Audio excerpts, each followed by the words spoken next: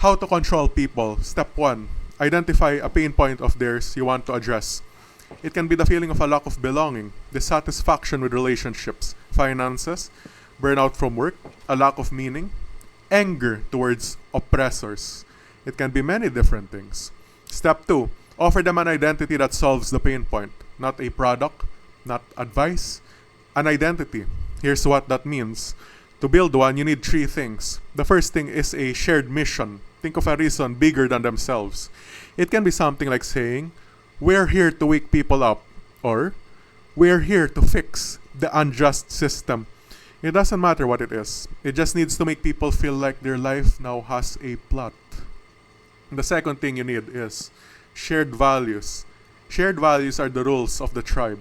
What is considered virtuous, what's weak, what matters. This is important because values don't just tell people how to behave, they give people a way to judge everyone else too. The third thing is shared norms, the language, the references, the inside jokes, the content you're all consuming. This is what turns an idea into a culture, and culture is 10 times stickier than any ideology. Think about how this powerful combination works. The mission gives you purpose, the values give you a moral identity, the norms give you a sense of recognition, and it enables you to spot your people in the world. By establishing these things, you give someone an answer to the question, who am I? Step 3. Define the external opposition. One way to reinforce an identity and a sense of belonging is to identify what it is opposite to, what it is superior to, what the common enemy or enemies are.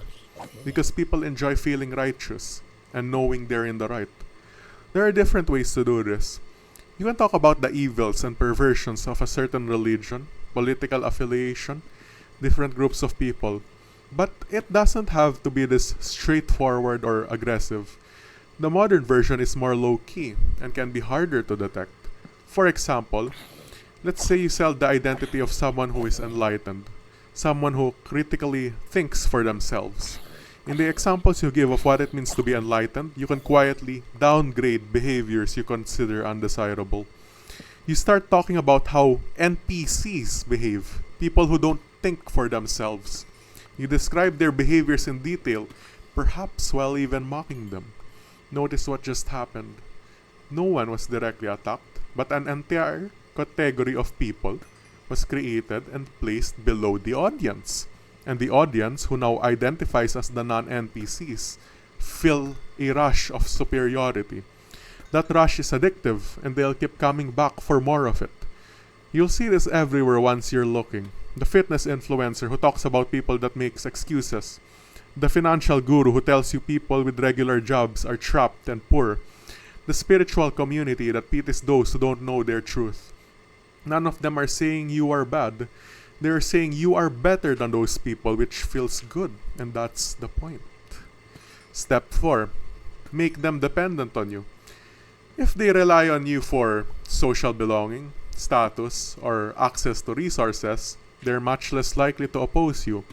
So the first method is to control access to something important to them. Think about what this looks like in practice. Some online communities become the only place certain people feel they belong.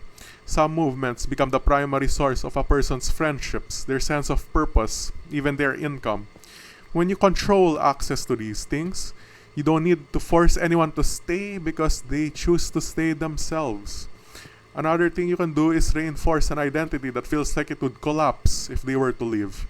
Keep heavily emphasizing the contrast between those within the group and those outside. Keep emphasizing the downsides of not following the identity that you sell. Make them scared to deviate or carve their own path. A very effective version of this is equating disagreement with moral failure. So for example, if you disagree with what I say, then you are a bad person. Someone to be associated with bad people. Or you can equate disagreement with weakness. Let's say you sell the identity of being hyper-competent.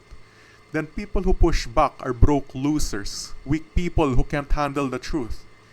Think about what this does to someone on the inside. They have a genuine, honest doubt, but now that doubt has nowhere to go because expressing it has been pre-labeled as evil or weakness. So it turns inward into shame. And shame, more than almost anything else, keeps people exactly where they are. So, there you go. That's the formula to control people.